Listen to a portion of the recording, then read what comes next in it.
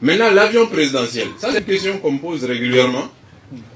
J'ai donné 10 000 fois les explications, je vais donner 10 000 une fois. Voilà ce que j'ai dit et voilà ce que le président de la République a dit.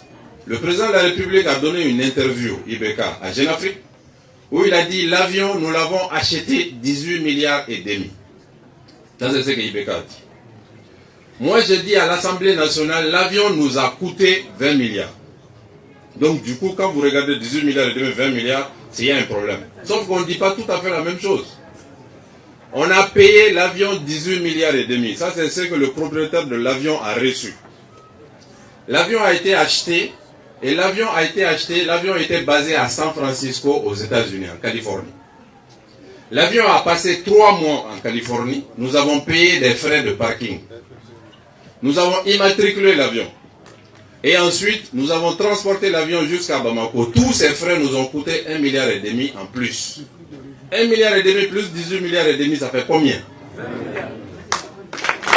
Donc, le président a parlé du prix, moi j'ai parlé du coût. Il y a une légère différence, mais en politique, les chiffres sont souvent utilisés dans tous les sens. Il faut vraiment que vous le compreniez. Et si vous regardez les images qui sont sur YouTube, essayez de regarder, vous allez voir. Il n'y a pas de différence en tant que tel parce qu'on ne disait pas tout à fait la même chose. Donc voilà ce qui s'est passé. Maintenant, ce qu'il faut aussi noter, et c'est important, l'avion présidentiel a été acheté. Moi, je n'étais pas Premier ministre. Moi, mon problème, c'est que l'avion est arrivé le lendemain de ma nomination comme Premier ministre. Donc je suis tombé dedans, quoi. C'est ça mon problème. Ça a été acheté du temps de Tatamli. Moi, je n'étais même pas au courant.